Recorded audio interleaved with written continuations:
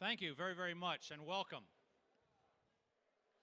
My name is Bill Harris, and I'm the President and CEO of Science Foundation Arizona. And we have a very ambitious agenda tonight. One point of this agenda is to make sure you eat.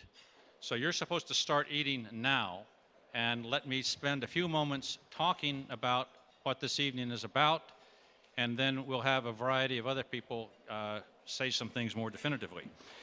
But first, we are using this second Erich Bloch Lecture dinner to recognize Michael Crow, a person who shares many of Erich's attributes as a strategic thinker and visionary. And I make this comparison between Erich and Michael with considerable confidence, as I had the privilege of working with and for both of these individuals for many years. They're two extraordinarily important people. They have wisdom and they have advice that we can benefit from. We're very honored tonight to have Governor Ducey with us. Governor, welcome, and thank you for being here. The governor was walking around and asked a few people if he managed to introduce himself, if he could not bother them, and he was almost too kind. He is the governor, and he gets privileges to interrupt people and to talk. I also want to thank your Chief of Staff, Kirk Adams, for being here tonight. Most of you know that Kirk was the Speaker of the House, and in that capacity, as Speaker, he was an early supporter of the Science Foundation Arizona mission and purpose. And we thank you, Kirk, for all you did in the early years to help guide us.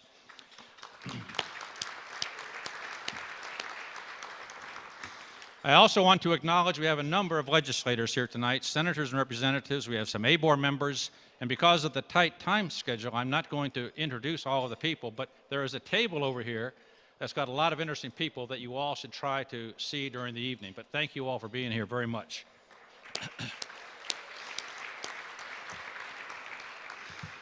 Our goal tonight is to recognize great achievements and to inspire an even greater ambition for Arizona's future. We promise to end by 8 p.m., and it's that time constraint that forces me to use notes. Otherwise, I'd be a professor and I'd speak for 45 minutes. At 8 p.m., you'll be out of here, or you'll set your watches so it says 8 p.m. when you leave. That's going to be the rule. Congress does that, I think, a lot. Let us all thank Mara Aspinall, Craig Barrett, Fred Boyce, Don Buttinger, George Fisher, and George Post for underwriting this evening, the second Erich Bloch Lecture. Thank you all very much. So for some of you here, we have Barrett College students here. You may not know who Erich Bloch is and why we would name a dinner after Erich Bloch. And I want to spend a few minutes sharing a little bit about Erich Bloch. He's a very significant person in the history of the country and computational world. Erich was also a founding member of Science Foundation Arizona Board. He is the person who led the development of the IBM 360 computer. Okay, that is a pretty marvelous accomplishment. And if you've ever read Jim Collins' book, Good to Great, he lists three major achievements of the last century: Model T Ford, the Boeing 707 jetliner, and the IBM 360 computer. That's pretty good company to be in. Last year's speaker was actually IBM's senior vice president. He took the occasion in his comments last year to actually thank Erich for doing what he did for the company of IBM. When Erich joined IBM, IBM was what might be considered to be the Google of the day. It was the innovation company, and it was the first company to build a transistorized computer, and Erich is the one who led that activity. And basically, Mr. Watson bet the farm on Erich that he would pull it off. It was a big bet. After retiring from IBM, Erich was made director of the National Science Foundation by President Reagan. Erich's interest was focusing on partnerships between research-based industries and universities. He established a focus for the first time at NSF on computer science. He started science technology centers, he started engineering research centers, supercomputer centers, and a unique focus on STEM education. And this was during the period of 1984 to 1990. And believe it or not, Ponch is here. In that period of time, computer science was not a legitimate thing for academics to do. It was a controversial thing, and now you're the future. President Reagan also, President Reagan, Erich Bloch not only was a source of wisdom for people like Ponch and others, But he also was the person that Steve Jobs would visit regularly to try to get ideas for Apple. He was a very, very important person. President Reagan recognized Erich Bloch and two IBM colleagues with the first ever National Medal of Technology and Innovation in 1985 for his work on the IBM 360 computer. Quoting from the citation, President Reagan said, "Their contributions to the IBM 360, a computer system and technologies that revolutionized the data processing industry. It's never been the same since then." And this is from a company, again, for the students here. About 1945, Mr. Watson said the world needs about 5 or 6 computers. And that's been proven a little bit wrong. Last year, John Kelly stated that Erich was a giant in the field of computing. That we know. But perhaps the most enduring legacy is as a champion of the triad of partnership between industry, government, and great universities that made America's unique system successful this past century. So the individual who led the development of the IBM 360 and recognized for the Medal of Science and Technology also had good reasons to focus on Arizona. And we'll hear from Erich later this evening. But he has a deep love and admiration for this state and is not here tonight only because of some travel challenges. But I think after you see his comments tonight, it may be something to consider where the governor might make him an honorary citizen of the state of Arizona. He is that good. But it's an idea to throw out this evening, and one of many that you're going to hear, I'm sure, Governor, but that's really a good idea. He is a great person, and he is a great leader of this technical world. So Erich was asked about 6 months ago to give us some names of people who might give the second Erich Bloch Lecture. And he thought about it for a couple of days and sent me an email and listed about 10 names. And he said, this year, it should be a college president or university president, because last year it was IBM senior vice president. And so he sends me this list, and I get this email, and he calls me up, and he says something like, forget the list. Get Crow. Now, if you know Erich Bloch, that's just how he talks. And he says, get Crow, recognize Crow, and also recognize ASU. And I know Michael knows Erich very well, and that's almost vintage Erich Bloch vocabulary. And it's very, very high praise for Michael and this university. Tonight, what we're going to do, before we formally recognize President Crow, we want to also respect Erich's request that we try to honor ASU. And we try to give some examples from individuals' perspective of what ASU has done kind of uniquely. We're going to also have an opportunity tonight after Michael's comments, and we intentionally changed the word from the Erich Bloch Lecture to comments, because Michael is also a professor. And we know that he would be able to speak for 45 minutes easily. So he's going to limit that, and then he and the governor are going to be joining a conversation, moderated conversation, by Lisa Graham Keegan.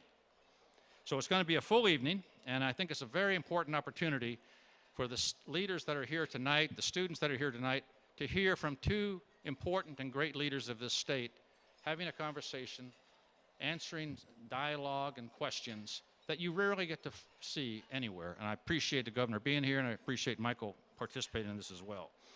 This is truly an important occasion, and I'm so pleased all of you are here to benefit from it. At the appropriate time, Professor Anita Jones, Anita is there. Professor Anita Jones will actually be the person who's going to introduce Michael. She knows him well, and she is also a member of the Science Foundation Arizona Board. Anita may be the only person speaking tonight who most of you may not know very well. So let me tell you a little bit about her background, and you'll understand why we're so pleased she's a member of our board. First, Anita is a distinguished computer scientist, an elected member of the National Academy of Sciences. Approximately 4 people of our 12-person board are elected members of the National Academy of Sciences or National Academy of Engineering. It is a pretty unique group of people. She's also a member of the Council on Foreign Relations. She is a former member of the National Science Board, the governing board of the National Science Foundation. She was a founding board member of Science Foundation Ireland, and she's been a founding board member of Science Foundation Arizona. She then and now has a deep interest and concern for the nation's economic and national security. Anita fully understands the global challenges.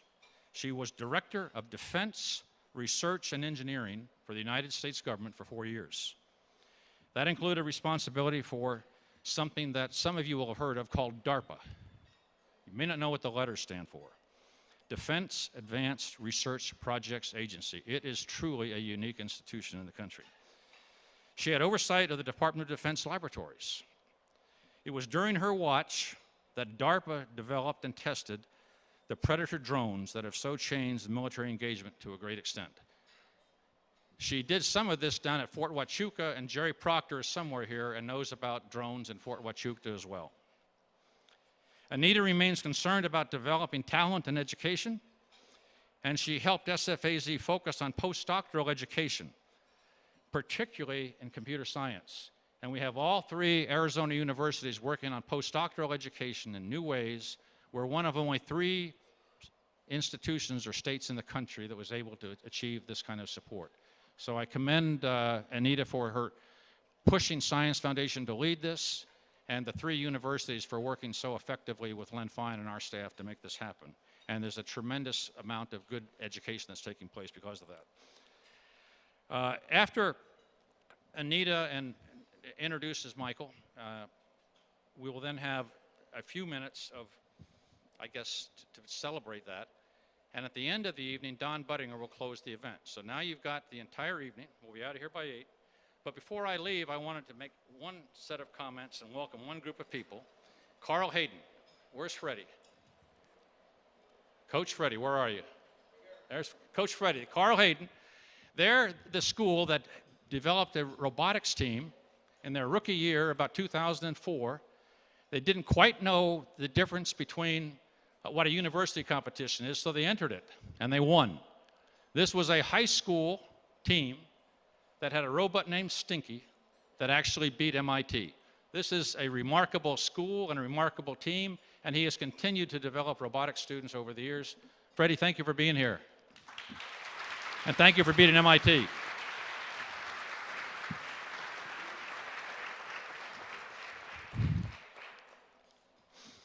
Now, before I sit down, I want to mention that there are going to be 3 people that are going to speak very briefly.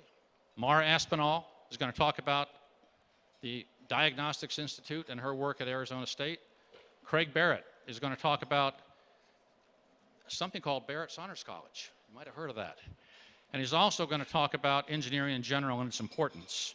And then finally, Jaime Casap from Google, the International Education Evangelist.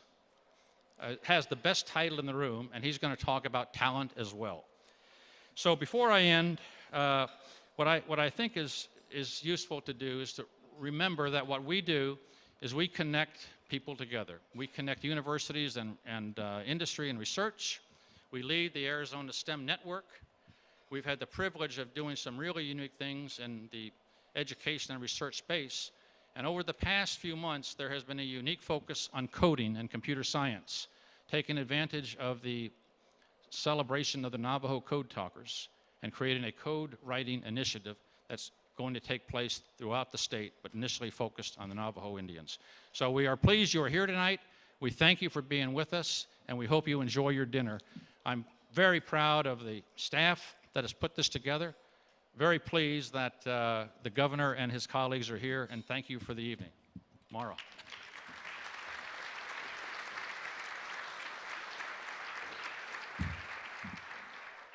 Thank you, Bill, and welcome everyone. Growing up, I always wanted to believe that one person can make a difference.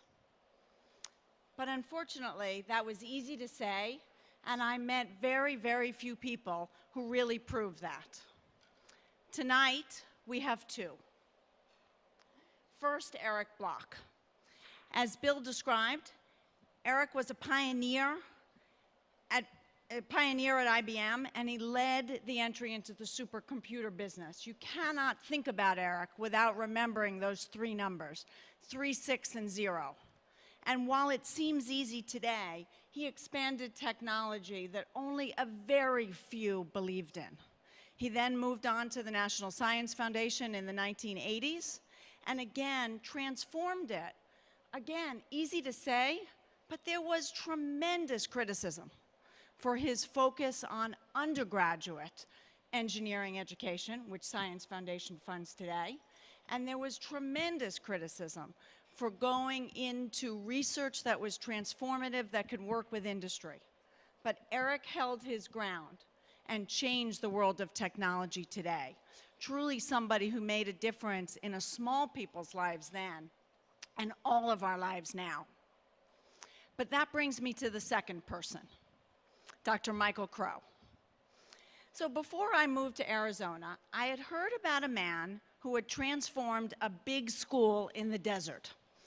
And that was all I knew. And then 5 years ago, Michael held a tremendous reception for me as I came to Arizona. And I had the privilege to talk to him about my dream, creating a place of study, teaching, and learning about a field of diagnostics, something that could focus students as well as executives on this critical field of diagnostics, because a patient has nothing without an accurate diagnostic. Michael listened, asked some hard-hitting questions, found a partner for me at ASU, Panch Panchanatam, and 2 years later, we started the ASU International School of Biomedical Diagnostics, and we enrolled our first master's students.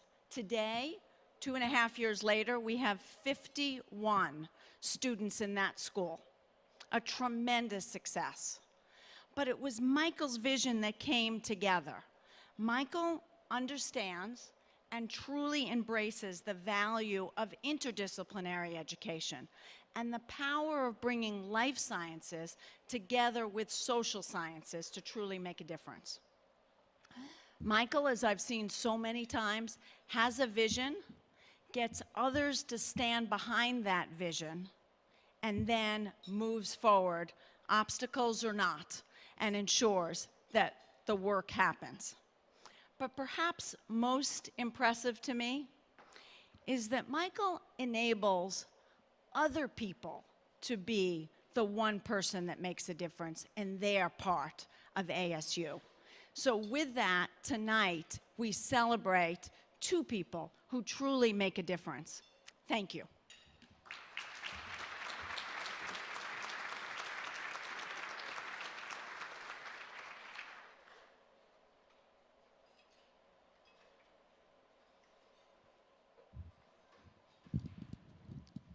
Okay, I have 2.5 minutes to talk about high-tech innovation entrepreneurship, state of Arizona, and to talk about ASU.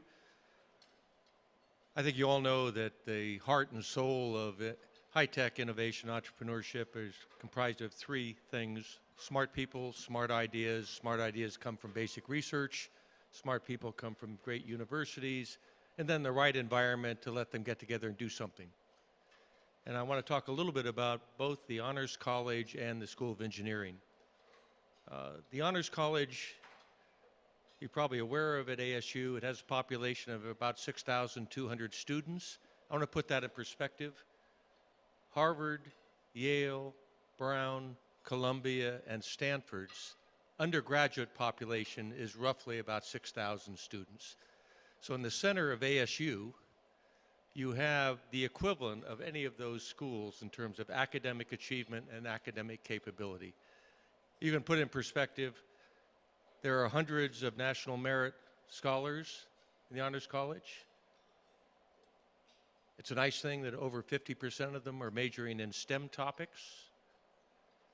About 2/3 of them are Arizona students who would probably have gone out of state to an Ivy or an equivalent if the Honors College wasn't here. It really forms the academic heart. And I think it's great that the Honors College started about 25 years ago under Laddie Coor, Dean Ted Humphreys. Michael, when he came here as president, recognized the value of that Honors College, and the current dean, Mark Jacobs, has carried forward and brought it to where it is today. So even though we have the academic heart of a Stanford University here, Michael, we still don't have the football team of a Stanford University.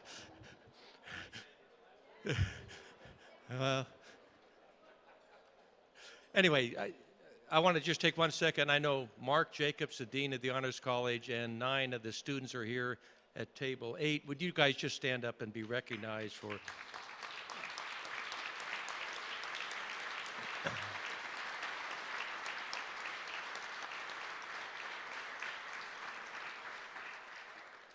The other thing I wanted to mention very quickly was the Fulton School of Engineering, which is a little bit bigger than the Honors College. It has about 19,000 students, something like 2,800 incoming freshmen each year. The university, or the School of Engineering, does about $100 million of research each year. Between the Honors College and the School of Engineering, that's where you get smart people.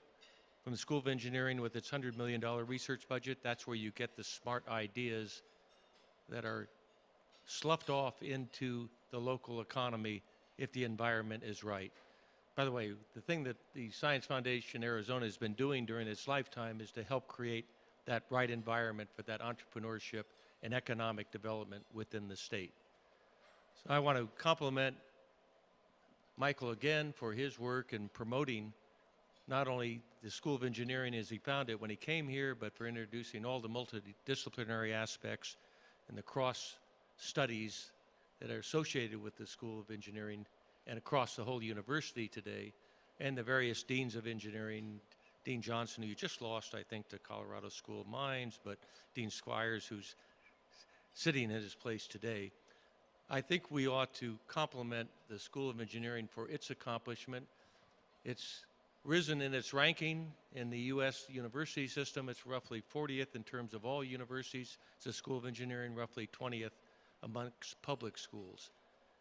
Supporting things like the Honors College and the School of Engineering are absolutely necessary for Arizona to achieve its dreams of a great place to live with great jobs, great economic development, great growth for its citizens.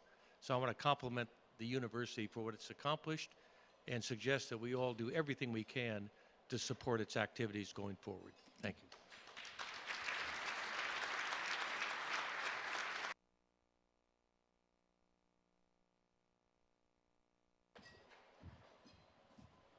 Good evening. My name is Jaime Casap, or Jaime Casap, depending on what language you speak. We'll do this one in English this time. I am a board member of the Science Foundation Arizona. I'm a very proud member and the stupidest member on the board. And I know a lot of people say that. Lisa and I are the stupidest members on the board. When we review the potential scholarships, we can't even understand what's being written in those things, right? Anyway, I am the chief education evangelist at Google, and I dressed up for you guys today. I wore shoes, and wanted to talk a little bit about computer science. In 1985, I took a computer science class. I was told that computer science was going to be important to the future, and computers were going to be important in the future, and I took a computer class in BASIC, and I made a bird fly across the screen on a Commodore 64. It took about 5,000 lines of code and months and months of getting that bird to fly across the screen. I was told that I needed to take a computer science class because computers were going to be important in my future, and technology was going to be important. Even though I'd never seen a computer before that class, and it was another decade before I would see another computer since then. Today we recognize that technology and computers are part of our everyday lives. For example, how many of you have not used technology today? Right. We use technology in everything that we do in our lives. In 2020, there will be 1.4 million computer science jobs in this country and only about 400,000 people to fill them. And so that's a big issue that we're facing.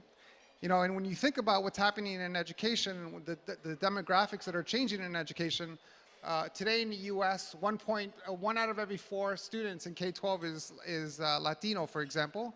Here in Arizona, that number is closer to 1 in 2.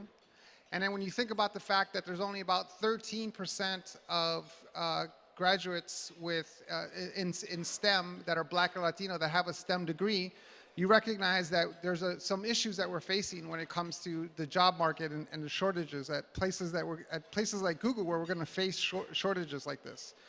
In 2013, for example, 40,000 students in the US took an AP computer science class. And out of that 40,000, 4,000 were Black or Latino.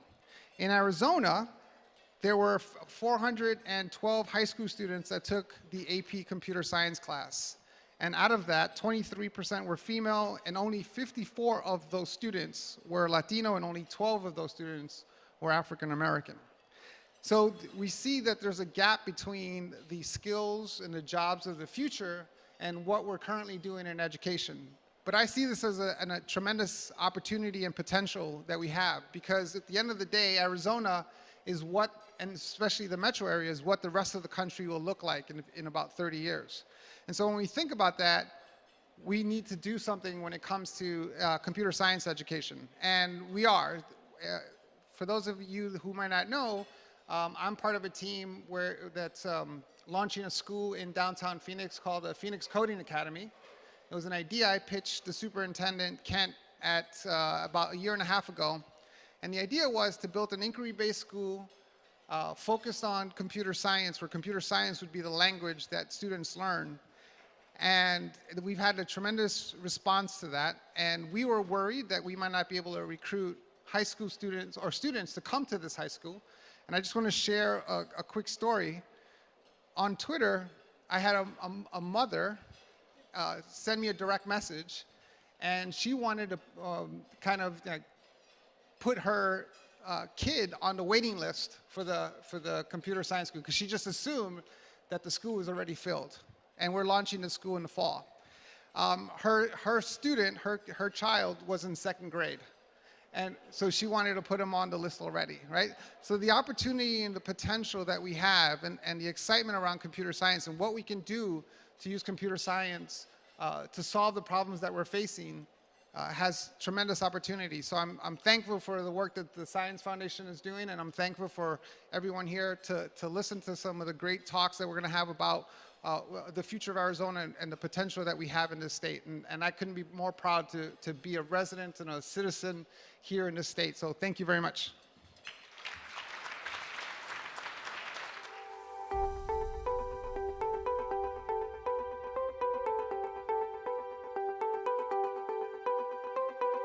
I was given the task to pick someone for Science Foundation Arizona to honor based on that person's work in the field of science, research and innovation.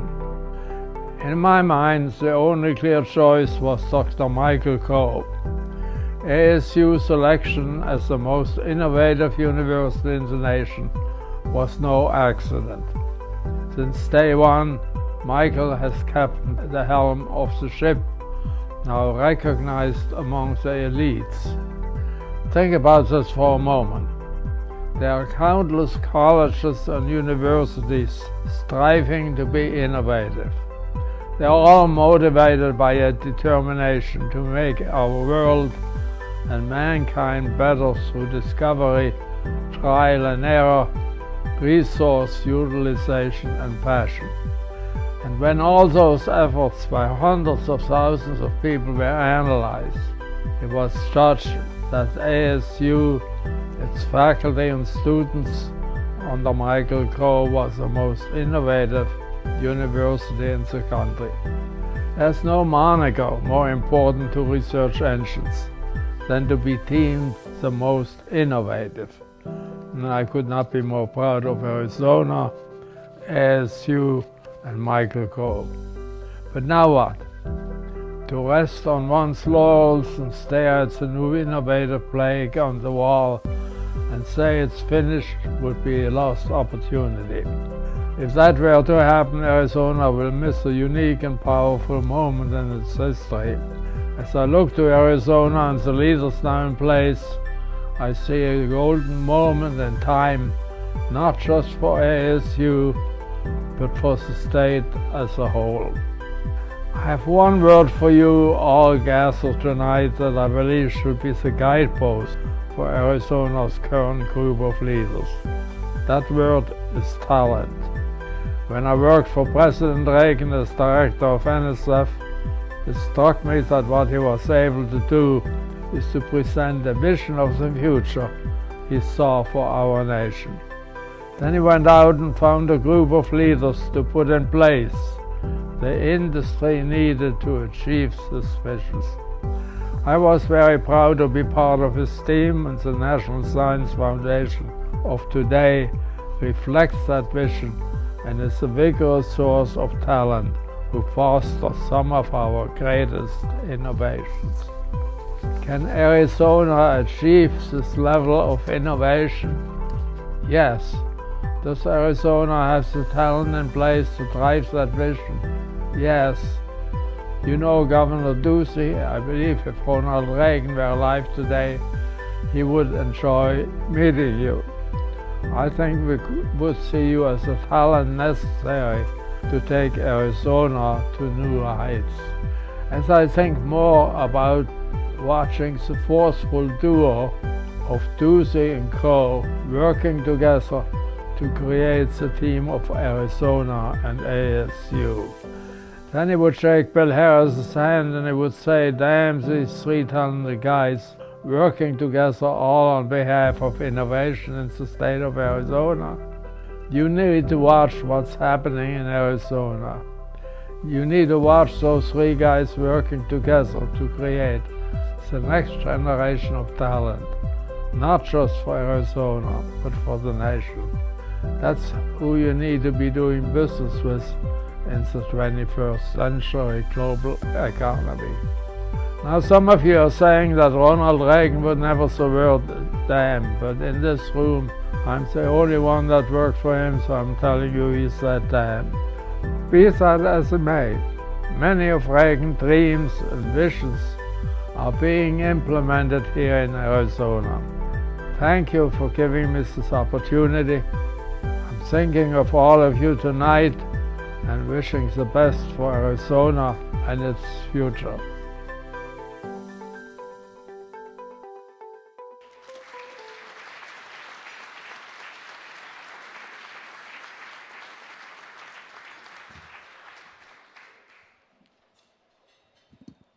Good evening. Michael Crow is a leader. Many people are leaders. Michael is unusual in that the organizations he leads are genuinely innovative. You here in Arizona, I'm from Virginia. You here in Arizona know him as the president of Arizona State University that was recently recognized as the most innovative university in the country, ahead of Stanford and MIT. Michael Crow's definition of innovation is interesting. It includes excellence in research and education, it's a university, impact to society of the positive type, but in addition, he includes access to a broad student population, and that stands in stark contrast to the MITs and the Stanfords, who admit just a subset of the intellectual cream of the student crop for each year. ASU is genuinely an innovative organization. I know Michael better in another context.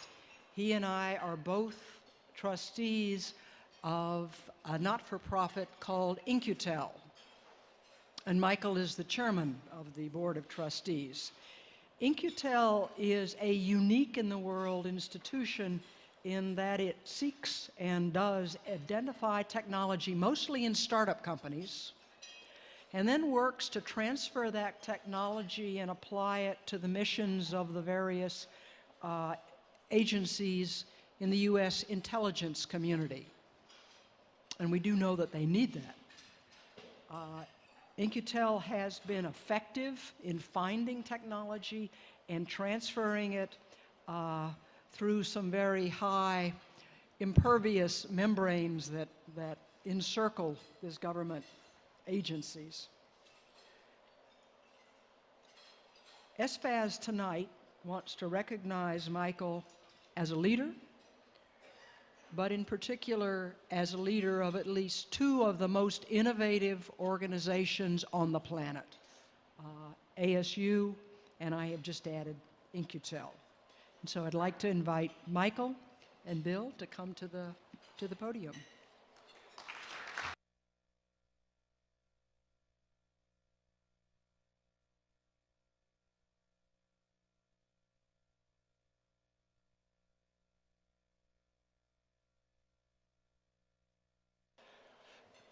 We have a thing that you're not supposed to hang on your wall and stare at. This is supposed to motivate you to do even greater things. Michael Crow, the Erich Bloch 2015 Lecture.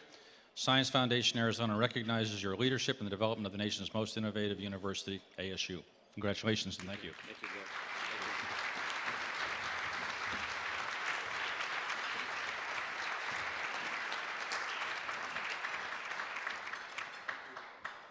I'm going to be altered here.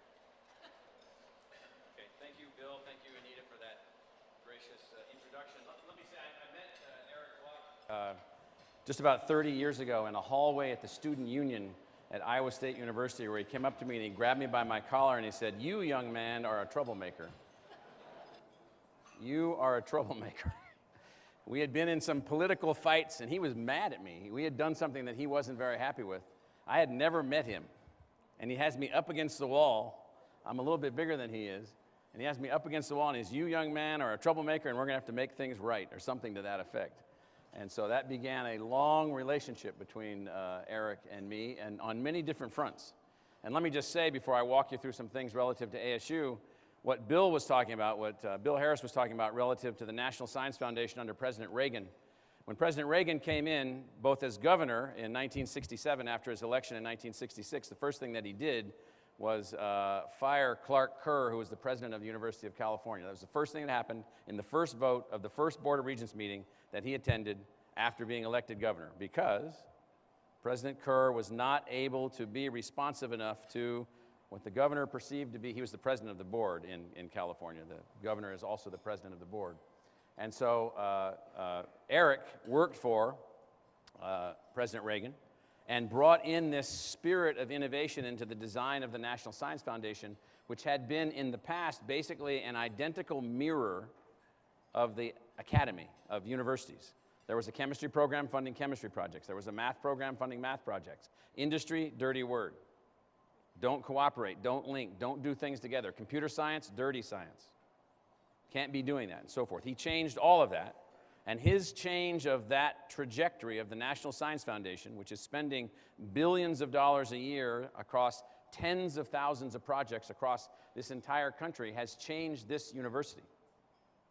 This university was able to adjust itself and modify itself to be a particularly successful recipient of new funding for the interdisciplinary programs that got established, for the new Industry Engineering Research Center programs, for the Science and Technology Center programs, for other kinds of initiatives that were coming out of NSF, and it altered, through those investments, the people that we produce, the way that we think, how we can organize, how we move forward. And so it's been interesting when people always say, well, you know, they walk around and they say, oh, there's doom and gloom, you know, the federal government is spending less on science. Not true.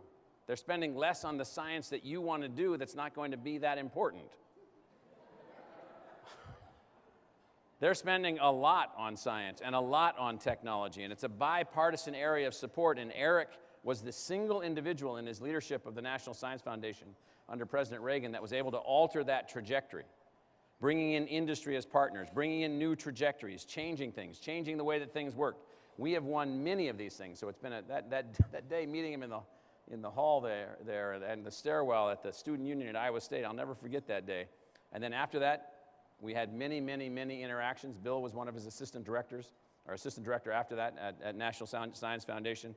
And so it's been a productive relationship, but it's been a meaningful relationship. A meaningful relationship.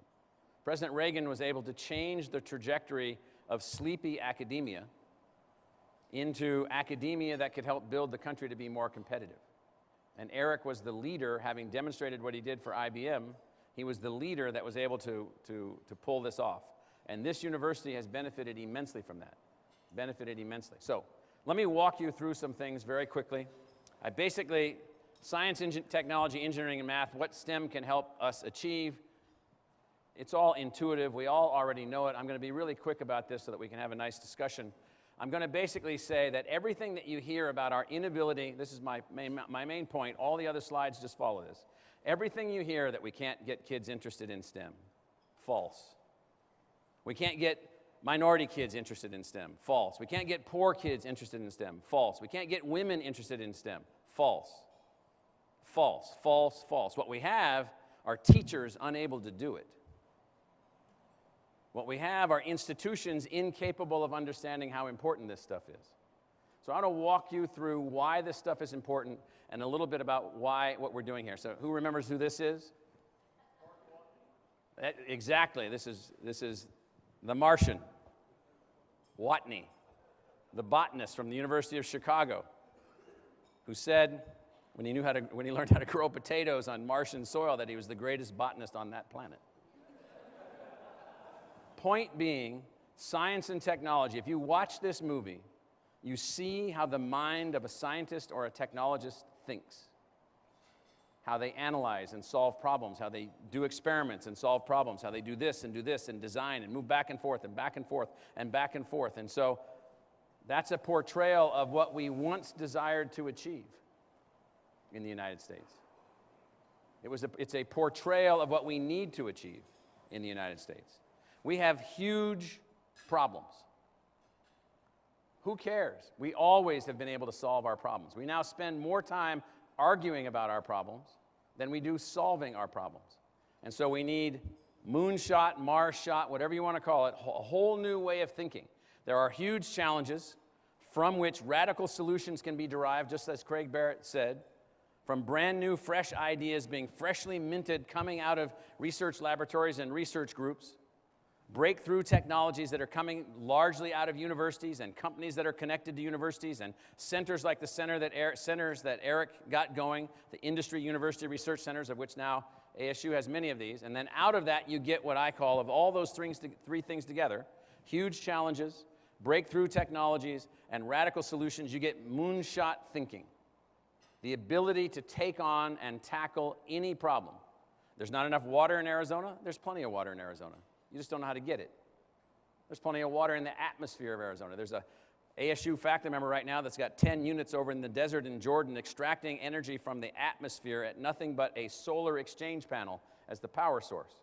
There is no issue, no problem, nothing that these three things coming together with the person as the key, the person trained in science, technology, engineering, and math, or literate in science, technology, and engineering, and math, if they're not formally trained, that can produce moonshot thinking that can help us to solve these kinds of problems. What kind of challenges? I put up this silly slide. It doesn't make any difference what it is.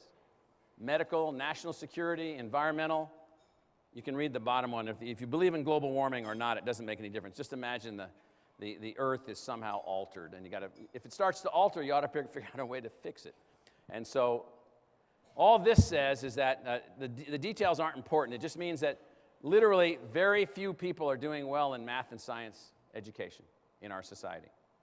We have basically made math and science more difficult than English. English is a very complex subject. It's an unbelievably complicated learning requirement. It's mastered by nearly everyone before the 4th or 5th year of life, and then added to later. We have made math hard. We have made science hard. We have pushed people away from these disciplines. This is the result of our failure. It's not the failure of the individual student. It's not the failure of the child. How can the child be responsible for the fact that they're not learning math? The child isn't responsible for that. The teacher is responsible for that. The school is responsible for that. They are children. Children. I'm always amazed when people want to hold small children responsible for anything other than, where's the dog? Again, science performance, grade 12. This just tells you that there's red means below basic. Gray is basic. Again, it's not important. So at ASU, what we've decided to do, people say, well, why aren't we producing more STEM majors? Well, I'm going to show you in a second that not only are we producing more STEM majors, we're producing more STEM majors from every family background, every experience of life that you can possibly imagine. But we're not trying to produce science, technology, or engineering majors only. We're trying to produce what we call master learners. In the yellow, they get a general education, a broad breadth of knowledge. If you only learn how to program a computer, you are an incomplete person. You're an incomplete person. You will not be able to even know what problem you're working on. You just do the work as a robot would. Courses in the major, deep subject experience. We're trying to work in a way where you can get multiple people to learn, multiple majors learned at the same time, and then what we call electives, anything that you want to take that makes you excited to learn, that teaches you how to learn. And in the middle of all of that is the outcome, critical thinking. Master learners who are capable of thinking critically. Our models of education are antiquated, they're outmoded. I don't have time in this talk tonight to talk about how you get around this, other than that's what we've been doing for 13 years here. We've been figuring out that the model that we inherited historically from the country overall does not produce critical thinkers at the level that it should, and it scares everyone away from the problem skill set in STEM that allows us to take on these moonshot problems. So ASU STEM enrollments. So you can see where we were in 2002. We had 10,100 students majoring in STEM, and I'm using a this is only on-campus students, not our online students.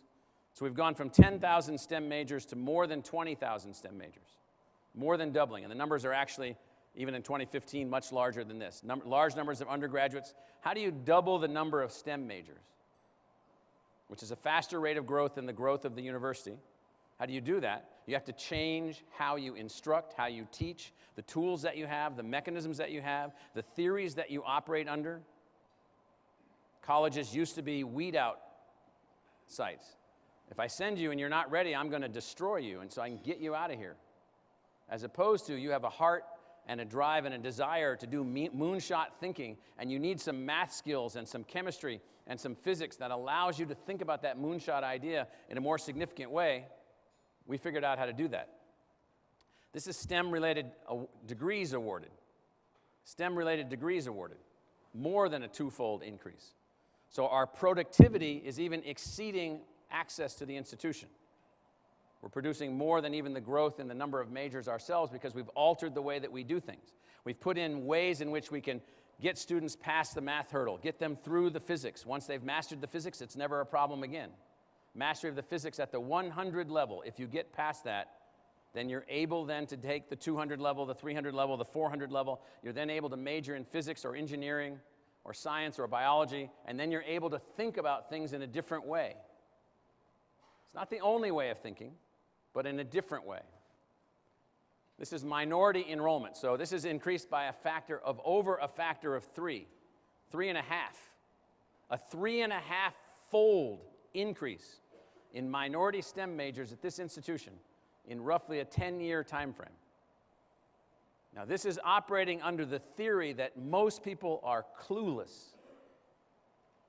They are not interested in the success of the student. They're interested in how many hours they have to work.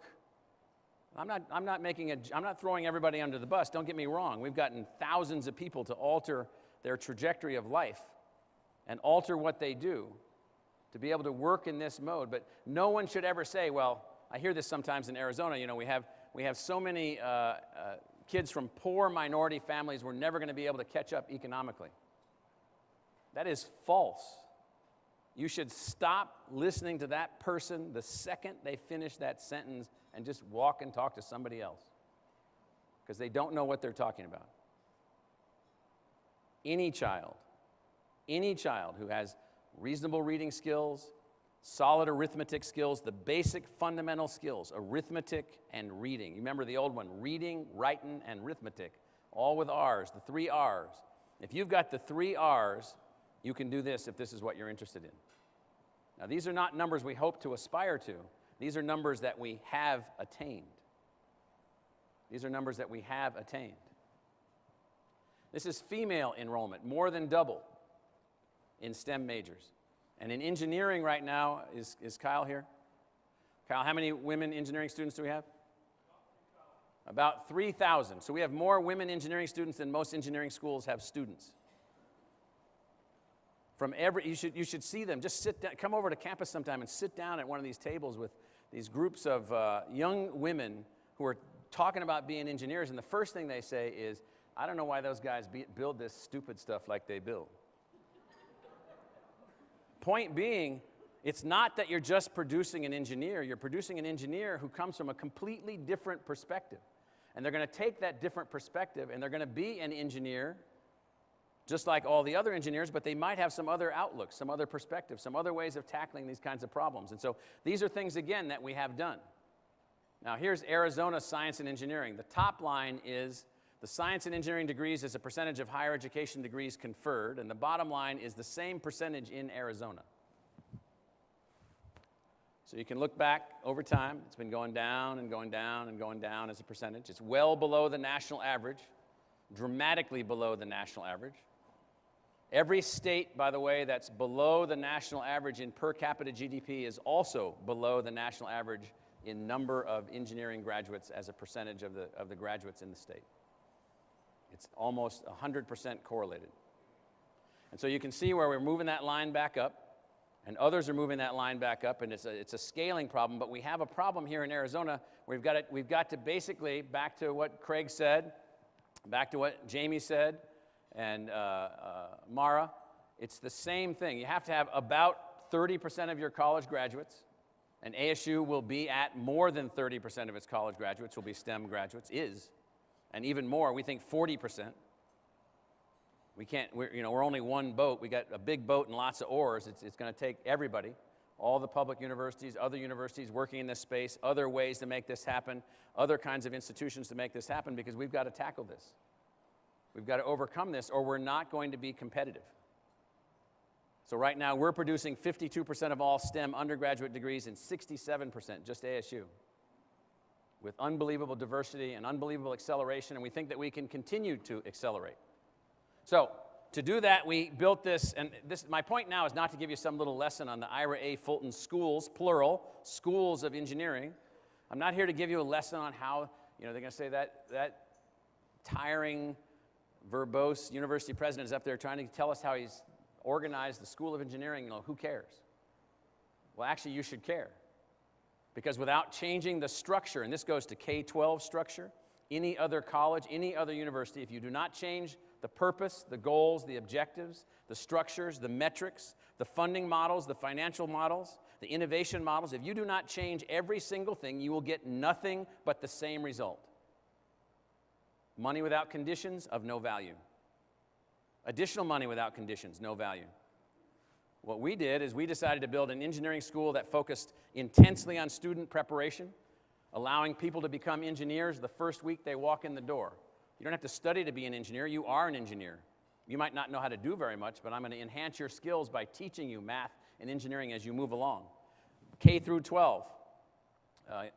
Gary and Diane Tooker are here, and they've been fantastic investors with ASU in this K-12 outreach where we're talking about how do you get more kids interested in engineering in elementary school and middle school, and how do we make that a part of how we've structured the university's engineering program. Entrepreneurial programs for men and women starting companies, extended education, reaching out to companies and corporations. We work with thousands of corporations. And then use-inspired research. We're going to solve problems. Don't tell me what you think you might be able to do. Show me what you are able to do. And we built the idea of our schools of engineering around that. And then we blew up, literally, and some of the chairs are back in the back of the room, we blew up every existing department that we had. Again, if you just give the money to the same thing, it'll produce the exact same result. If you do not change the structure, if you do not innovate, if you do not alter how you do things, no amount of resources will alter the outcome. None. None. So we did away with 11 traditional engineering departments. We maintained those as degrees, and we built, from the advice of another great national engineer, Chuck Vest, another former member of the InQtel board, who was the president of the National Academy of Engineering and the former president of the Massachusetts Institute of Technology. Chuck came out here a few times, and he gave us this notion. He said, I need a university that's going to step up and start focusing on grand challenges. I need a university that's going to focus on grand challenges. We said, fine, we'll do it. We came up with 5 grand challenge-oriented schools, and now I think it's fair to say, look at the numbers of students in those schools, 4,000 students, 2,000 students, 3,200 50 students. People are interested in the grand challenge of how do you move matter and transport? How do you build a sustainable environment? This is what kids want to do. They want their life, they don't want to be a mechanical engineer per se. They want to solve a problem. They want their life to be of meaning. They want someone to teach them math. They want someone to teach them chemistry. And when you figure out how to do that, they flock to this like there's no tomorrow. And that's what we've seen. You got to have great faculty. You can't read the names. I just want you to know there's a lot of names and we're hiring a lot of people. Hundreds and hundreds and hundreds of millions of dollars to hire these people and bring them here. From the greatest schools in the world to be our engineering faculty in the model that we have constructed. In the model that we have constructed, they have to be willing to have large numbers of students. They have to be able to teach heavily and do research heavily and integrate the two things together. Not a little bit of teaching and a lot of research. They have to be able to do a lot of teaching and a lot of research. Steve Phillips is back in the back of the room. He's the head of our School of Electrical, Computer, and Energy Engineering. They're the world's first online electrical engineering degree that's accredited by the National Accrediting Authority in engineering. It's fantastic faculty, research grade faculty. We just heard that, just put out a report that we're ranked 9th of all the universities in the country in electrical engineering, ahead of Stanford and others in terms of research funding. These are fantastic faculty members that we attract from all over the world to make this idea happen. These are these partnerships that we've been winning, these centers, these Erich Bloch ideas from the late 80s and the early 90s that then have evolved. I'll just point one out right here, just to give you a sense. So this one right here, the NSF Engineering Research Center for Biomediated and Bio-Inspired Geotechnics. So everybody in the room is saying, yeah, academic gibberish. Academic gibberish. We hear this often. You know, why are people funding you to do these stupid things? That project involves dozens and dozens and dozens of companies. Georgia Tech is our partner. UC Davis is our partner. And what are we doing in that? We're working on systems that allow for the engineering of structures like this building or bridges or roads or lakes or dams or whatever it is, built by completely differentiated materials, non-extracted materials, biological materials, buildings built with redwood DNA or air cleaning systems built from plants or photosynthetic energy producing systems built into the actual walls of the structure. Living, breathing, electricity-producing structures. That's what that center is working on. That center by itself, if it was to be successful, and if an industry or a set of industries built around that could be built here, would be a transformational industrial future for Arizona, coming out of one group of faculty members and one group of students working with them. And then we got a bunch of these that are up there. Areas of strength that we're working in, these are not how do we help a company to work, although we do that also by the people that we produce. These are the areas on which the future economy will be built. They'll be built around advanced materials and next-generation electronics and global security and defense and solar-fueled technology and the conversion of electrons into liquid fuels and into medicine and into food and into a whole range of other things. So, the future trajectory, we have decided that we are the following. You heard earlier in some of the comments that we're about 40th in the ranks of engineering schools, and that's an unbelievable achievement for this university and this community in the time frame that that's been done. So since Gary came in, 59, what year did you come in? 57. So since he came, the school was only founded about that time, 2 years before that. So since Gary came in, and then going on to ultimately become the chairman of Motorola and a fantastic global career and all the things that he's been able to do, we went from a local town undergraduate engineering school in Gary's lifetime as a student to a national class top 50 engineering school with our target now, how do we build a world-class engineering school? World-class. Stanford is a world-class engineering school. Georgia Tech, MIT, those are world-class engineering schools. University of Michigan is a world-class engineering school. We are now positioned to be able to go in that direction. These are the things that we want to do. We want to do it in our way, in a modern way, and so we are setting on the course to build in Metro Phoenix a world-class engineering school. I will guarantee you, and most of the people in the room might not agree with this, I will guarantee you, if we pull this off, the future of Arizona and the future of Phoenix will be altered forever. This is an extremely difficult thing to pull off. Extremely difficult thing to pull off.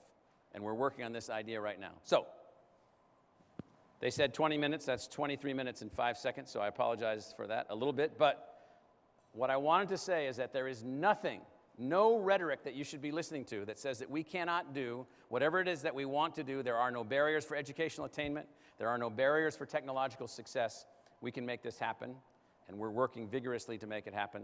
So, to Science Foundation Arizona, thank you very much for allowing me to be the Erich Bloch lecturer. We are so excited about what we've got going on in engineering, and you know, all we need is about $27 billion other dollars, and we'll get her done.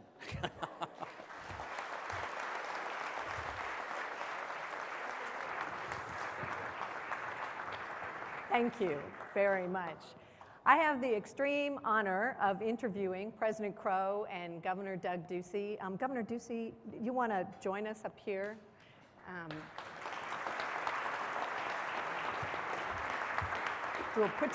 think we're putting you in the middle, Michael. Yeah, that's you. Right here. I'll go here. You go there.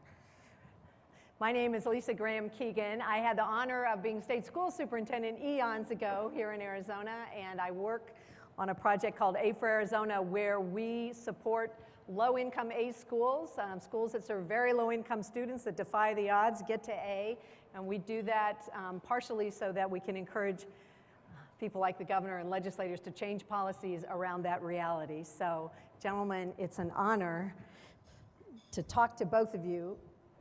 And Governor, you told me before we got here that you would be happy to take really uncomfortable questions, so I'm so excited. But let me. Why did you put me here? I know. So let's just start with a little bit of background. Governor, you and President Crow chose Arizona. I grew up here. This is home. I'm passionate about Arizona, but you were a student here.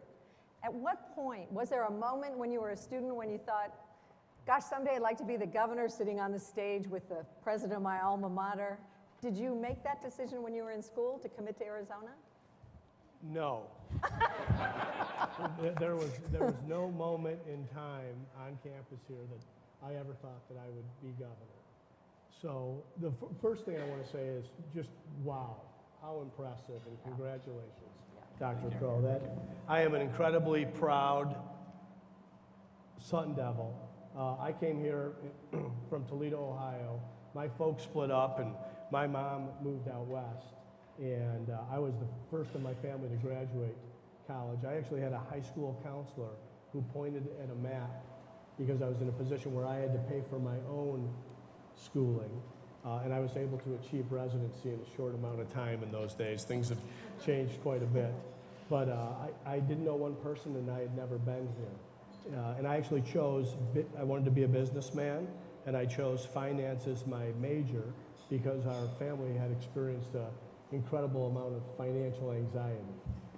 And that was really how I got here, and to come back on this campus, to be in this setting, and congratulations, Don, and to everyone associated with Science Foundation with the good work that's happening here. Every time I come back on campus, incredible memories flood back. And so I'm honored to be here. I don't know why I'm here sitting next to Dr. Crow, but I'm thankful to be here and talk a bit about the direction and vision of Arizona, and certainly Arizona State University is setting the pace. Absolutely. Thank you, Governor. President Crow, you chose Arizona, and you've got a lot of fans in this room, including myself, unabashed fan of what's going on here at ASU and of you. But I think what makes people like you and Governor Ducey so powerful is not your own capacity, enormous though it is, but just ability to understand what the potential of a moment. You had to see something sitting back in New York at Columbia University about Arizona, and you continue to see it, but there's something about this state that makes ASU possible, I think. Yeah, well, I had two experiences with Arizona while I was, before I came. So one was my parents were Midwesterners from Missouri and Iowa, and when we lived a lot in California, from my dad being in the Navy, we were constantly driving on Route 66 nonstop from San Diego to Columbia, Missouri, eating our canned hams and saltine crackers and peeing in little Pepsi bottles. And so thank you for that. That was my That's dad. fabulous. That was my dad. And so I fell into the painted desert once, and I got a pretty bad spanking. So I remember that. That was my first really intense memory of Arizona. And then years later, Laddie Core brought me on when I was at Columbia as an advisor, and I had an opportunity to be here over 100 times in the 1990s. And then I had other projects in Arizona from my job at Columbia University, so I was here a lot. And I began to experience from being here that this was a place unlike any other place that I had been, and I'd been in all 50 states, I'd been all over the world. This was a place where you could show up with new ideas and people would listen. Now, there were lots of ideas on the table, so many that there was like a cacophony of noise all the time, just so many ideas, but there were still core values here, the values of entrepreneurship, the concept of individual liberty, the concepts of everybody, you know, taking responsibility and people working together, all these kinds of things. The value system was really high, and it struck me also that the systemic problems present in many other places weren't yet evolved here, meaning the place was still being shaped. There was still an opportunity to still realize a higher level of the American dream here than had been realized in other older parts of the United States. And that what we needed was, you know, to be able to get out and do that. So I was so excited about what I viewed as, this will sound corny, but it was like the land of opportunity. The opportunity here, and I still believe this today, was greater than any other place I've ever been. And you can do things here you can't even think about in other places. And you can make things happen here in ways that you can't in other places. And I could see all of that from my working with ASU and some of the other projects that I worked with here in Arizona. So I appreciate that. So I'm looking around tonight, and I'm looking at the young people who are here, and we double down on innovators. So the Science Foundation is in the business of finding brilliant minds and investing in them, and trying to translate that brilliance into new opportunity for an individual, but also for the state of Arizona. Governor, you've been amazing about pitching Arizona as a brand, as a place, as a feeling that is so welcome, because so often, and I was just talking to Dr. Crow about this, people in Arizona love to talk about what Arizona cannot do. The potential here is enormous. I look at education and the trajectory we are on, it's phenomenal. How do you manage that, sort of identifying talent within the realm now of public service? It's a very different piece of work. Well, I think it's one of the keys for any leader or manager. It really is about people selection. You know, finding the right people, putting them in the right place, giving the right responsibilities, setting goals, all that. And it's something you get better at with time. I mean, I learned a lot of leadership skills on this campus with different clubs and affiliations that I had. Continued on with my career at Procter & Gamble and building Cold Stone Creamery. So I always encourage young people to get involved in volunteer type situations where you really don't have any power in that organization, and work on your ability to make connections and to persuade. It's why we've focused so much in this first year in our administration on K-12 education. This idea that Arizona, our country, should be a place of opportunity for all. I certainly found great opportunity here in the state of Arizona. This is not where I expected to be. I don't come from a political family. My dad was a cop, and it really hit me. My company was Cold Stone Creamery. Now, Cold Stone was founded in Tempe, Arizona. I think almost everything really great in my life happened in Tempe, Arizona.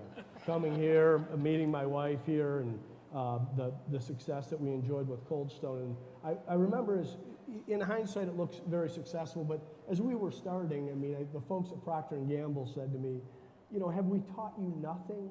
I mean, there's 5,500 Dairy Queens, 4,400 Baskin Robbins, 3,300 TCBYs.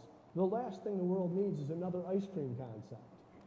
And I thought, but this was a different concept, and there was a different way to do it. So as we made our way from the West Coast to the East Coast, we came to Ohio and to my hometown of Toledo. And I've kept in good contact with my family there and other high school classmates. And I remember asking one of them how many stores they thought the city of Toledo could hold. And he said, let me make some phone calls and do some research and get back to you. And he called me up and he said, you know, I think you should punt on Toledo. I don't think it can and hold a store. And it really hit me that everything that was going on in this business started here in Tempe, and we were now at hundreds of stores on our way to thousands of stores in 31 countries around the world. But it started here. Part of it is because so many people do come to this state to build their life. I sat in on Laddie Corr's presentation on the future of Arizona, and that 70% of our residents in the most mobile country in the world have gotten in their U-Haul trucks and come here for a better place to live. That is an incredible gift, and so I think to leverage that with the economy that we build, with the universities we have and the other leaders that it attracts is something I want to take full advantage of. The tough thing about my job, I was here, Michael, at your inauguration 13 years ago, and I think of how much you have been able to accomplish in that amount of time. My time is shorter, but I have that same sense of urgency, and I think we're off to a quick start on fixing our K-12 system with proper resources, and so that we have these kids that are graduating and hopefully matriculating into places like Arizona State University. I appreciate that, Governor. So they say that the perfect way to ruin a lovely evening is to introduce politics and money. So I just think we do both. So right now, Governor, you have, the Wall Street Journal said this weekend you should probably look for a career in hostage negotiation because of the solution to the lawsuit, the K-12 lawsuit. So thank you for that. It was a long time coming, and I'm sure we're all getting ready to hit the streets and get that thing passed in May. But you've got a lot of other things on the table for K-12, and one of the things that you know that I'm obsessed with is why, once we get this straight and we increase the field and we're playing, we have excellent schools out there. The National Assessments of Educational Progress just came out and said that Arizona's public charter schools, when you talk about them as a class, if they were a state, they rival Massachusetts in 8th grade math. That's no small deal. Incredible. And we've got some district schools that are at that same level. It's not about the governing system, but it's about the class of school. ASU has charter schools that hopefully will replicate phenomenal low-income schools. If you look at low-income students in Arizona as a class in public charters, number 5 in the country. It's not just a wealthy school thing in Arizona. Arizona's trajectory across the board in public schooling is closing the achievement gap faster than almost anybody in the country. We're not where we want to be, but phenomenal. How do you double down on that? I mean, I guess my obsession is how do we invest in the kinds of things that Dr. Crow is talking about at ASU? We are on an upward trajectory. Should we not double down on the excellent players? It's not equal to everybody, but it's much more fair to children. Is that possible politically to make that discriminating kind of judgment? So I think first it's about adequacy in terms of funding. You know, and I'm sitting here looking right at Craig Barrett, who's the founder of the BASIS school system.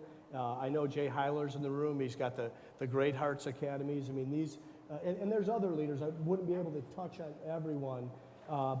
But if we're successful on May 17th, we'll put $3.5 billion in additional new money into K-12 education. Believe me, in my office, I have a real death grip on everything that is wrong in the state of Arizona and where all of our shortcomings are. But I was thrilled to see the results that you're receiving here, Dr. Crow, and I know you're leading in that category, and I think it's important we lead with our strongest attributes first, because it's important that we continue to attract people, attract businesses, attract capital investment. And then I do think, because we will have these new dollars, we have to look at how we spend these dollars and how we get the return. And I think you can do things like bonus to a school for AP classes taken and passed, or a score of 3 in those classes, where you can drive children with the right incentives, reward teachers and principals, and send kids to college.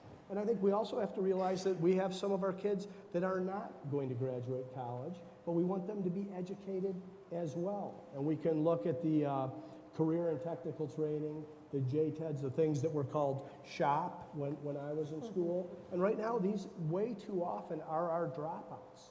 And these are people that are not finding their love of math in engineering or in college preparatory classes, but they would find them in some other service area.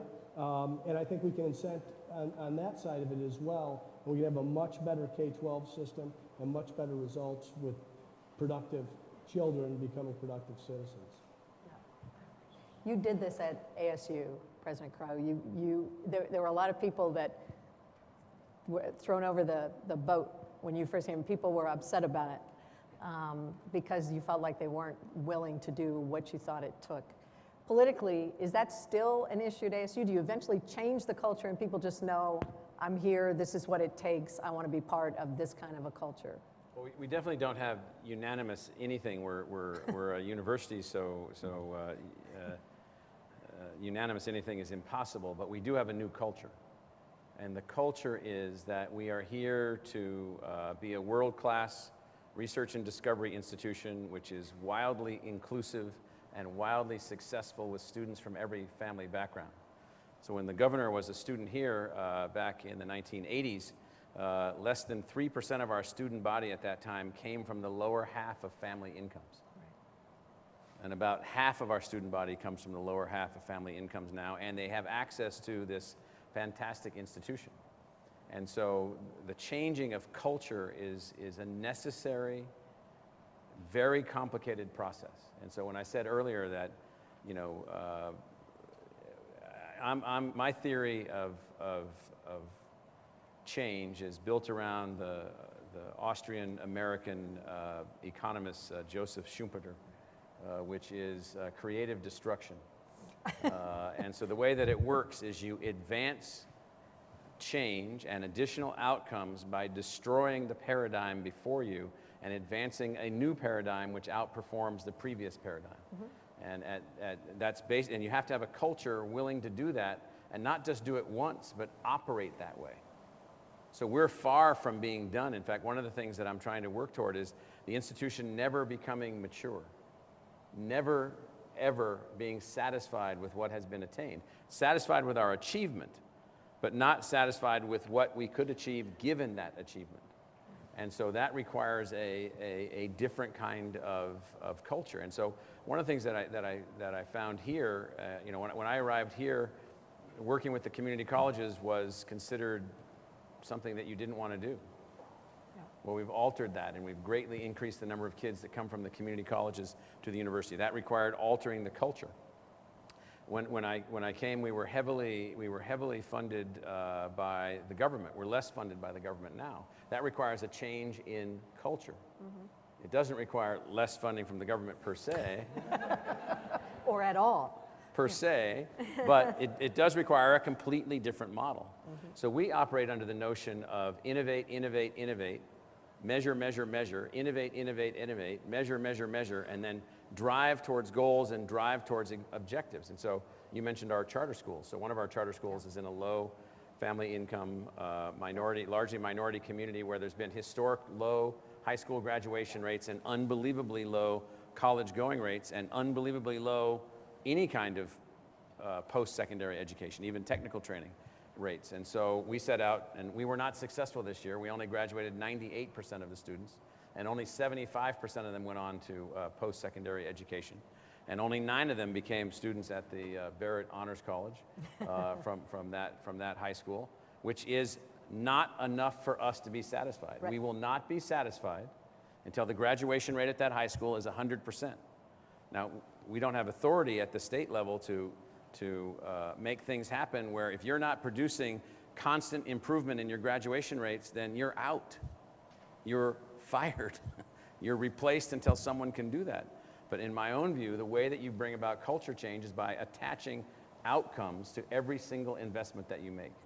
And then you measure those outcomes. Governor, I'll give you the last word since if I could see the clock person, he'd be freaking out. But I do want to just ask you if you could share with everybody sort of your vision for where Arizona's heading and what you see the most important things ahead for us.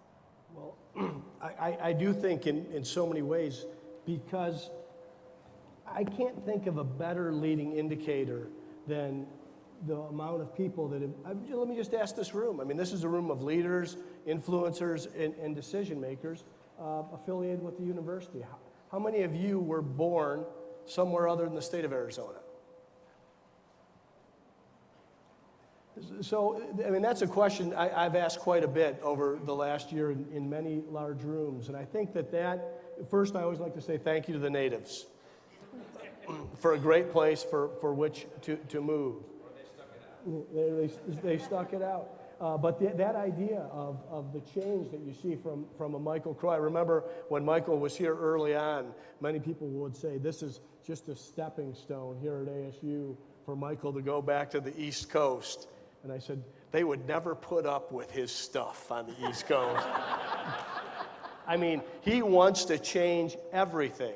And, you know, Christine, I remember your help to me as an undergraduate here. You can change everything here. And when I interview someone, one of my favorite questions is, you know, what's your definition of a leader? You know, this wasn't one that I had several years ago. It was one that I heard in one of these interviews where somebody said a leader is someone who changes things for the better.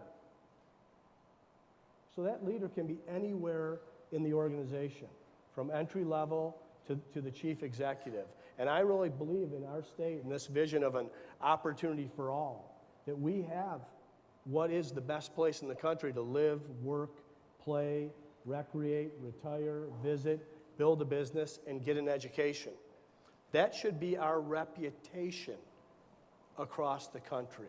That's what we should lead with. That's how we should communicate our state to others who are looking for a better place to live. I'm thrilled to see so many legislators here.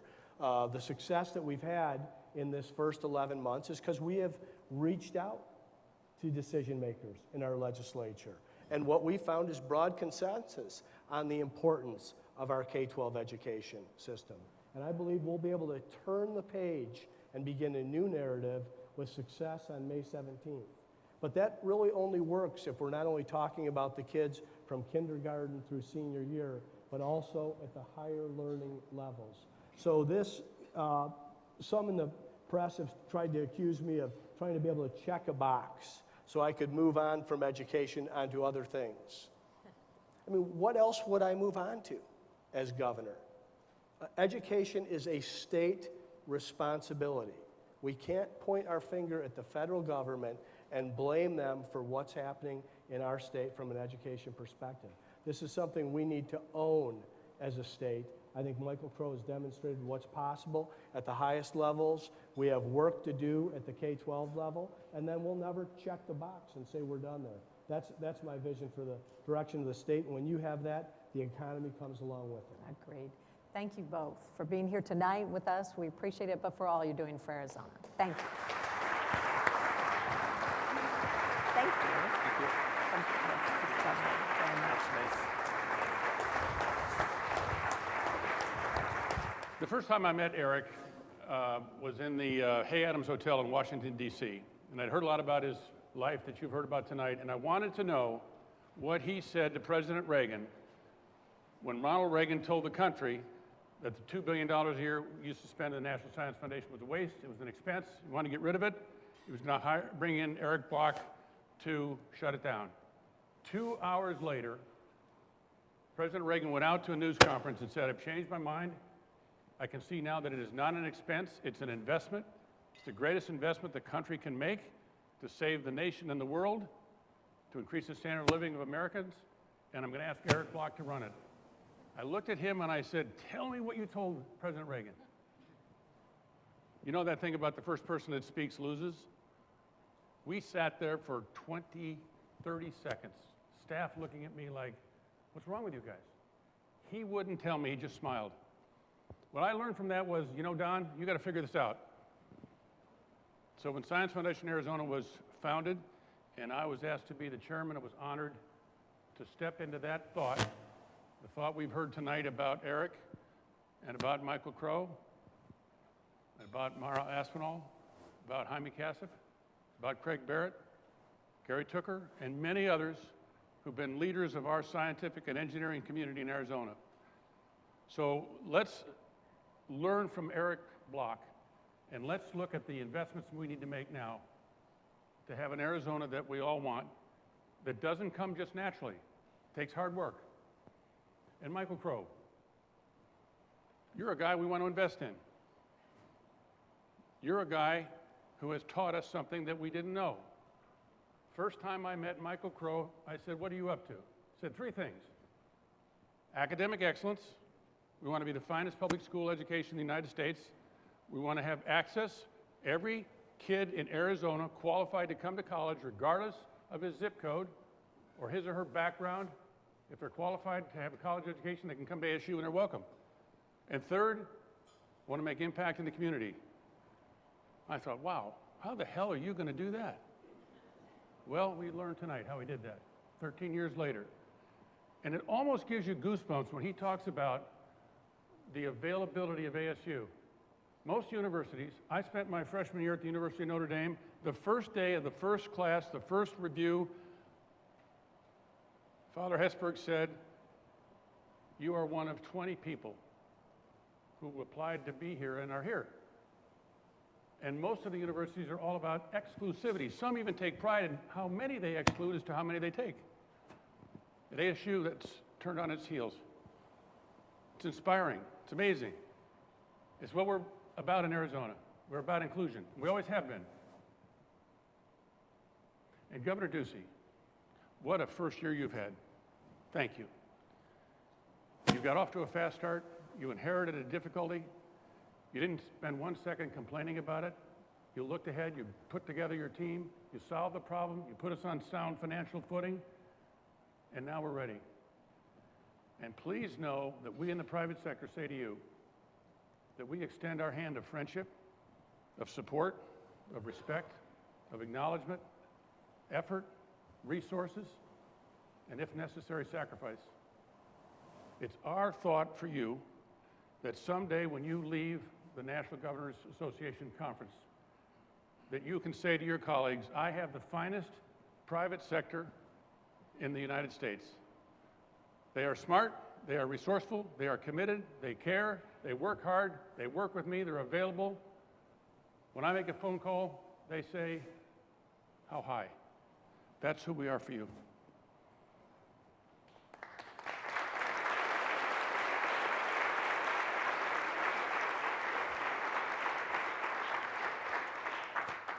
So one of the things, we've talked about him a lot tonight, and I think appropriately so, but one of the things I'll never forget about President Reagan, he talked about how the nation of America was an inspiration to the world. And I think the state of Arizona is an inspiration to the United States. When we stand together with our leaders, when we co-invest with them, when we roll up our sleeves together, when the public and private sector works together to invest in Arizona's future, on behalf of the people of Arizona, Arizona will be that shining city on the hill. Thank you and good night.